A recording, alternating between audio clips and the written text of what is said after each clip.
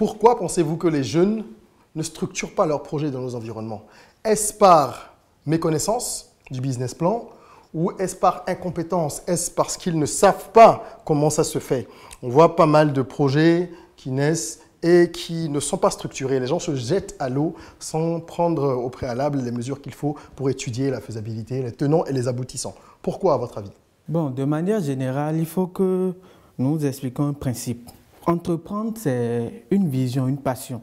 J'ai vu tel mener une activité, je veux me lancer dans l'activité. Et pour la plupart des jeunes qui entreprennent, c'est de la passion. Ce n'est pas fait à partir d'un business plan, d'une étude de marché, non. Un jeune qui va au supermarché, qui voit par exemple du jus d'ananas, qui voit une production, plusieurs marques et se dit, je peux également produire. Je peux faire pareil. Faire pareil. Donc il vient chez lui, il passe quelques coups de fil où il mobilise ses ressources et se dit, je vais me lancer. C'est une grave erreur que la plupart des jeunes font. Pourquoi ils font cette erreur?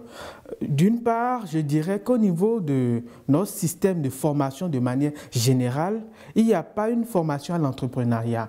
C'est-à-dire que, bon, je sors spécialiste en marketing, je sors juriste, je sors financier, je n'ai pas une formation sur l'entrepreneuriat.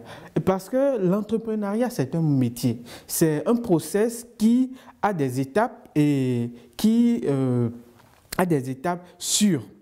Et il y a une méthodologie. Pour la plupart, j'ai l'idée, je me lance et c'est après se rendre compte que en cours de route que, il y avait plusieurs concurrents, il y avait certains paramètres qu'ils n'avaient pas analysés. La chose principale pour tous ceux qui entreprennent, c'est de s'asseoir d'abord et dire, bon, je veux opérer dans tel secteur.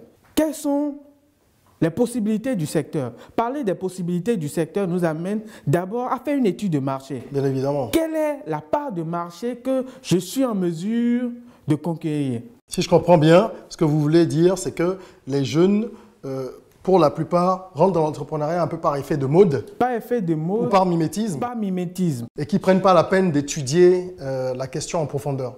Si une étude de marché était faite, par exemple, je dis je vais produire du jus d'ananas. La première chose, c'est de savoir à qui est destinée ma production. Quelles sont les sources d'approvisionnement? Sur quel marché je vais couler le produit? Bien sûr. Quels sont les moyens qu'il faut mettre en place pour mettre en place l'unité de production?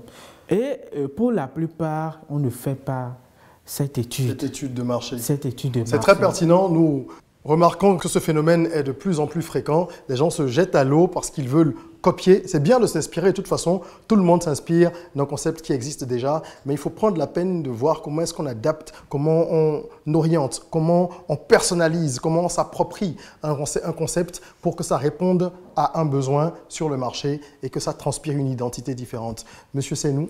La plupart des jeunes aujourd'hui ne savent pas encore ce qu'on appelle plan d'affaires, comme l'a expliqué mon vis-à-vis tout à l'heure. Ils font semblant de copier les idées, d'accord, et de faire croire que, bon, ils maîtrisent et puis voilà. Il faut d'abord comprendre son projet, voir des spécialistes pour l'aider à le faire.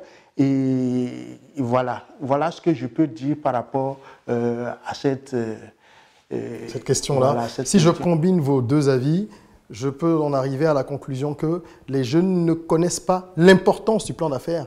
Parce que ce qui ressort, c'est qu'ils connaissent le plan d'affaires, ils connaissent le business plan, mais ils ne prennent pas la peine de le faire. De le rédiger. Donc il n'y a pas la bonne volonté et il n'y a pas non plus la connaissance de l'importance de ce document-là pour la suite, les risques qu'il court en ne rédigeant pas un business plan.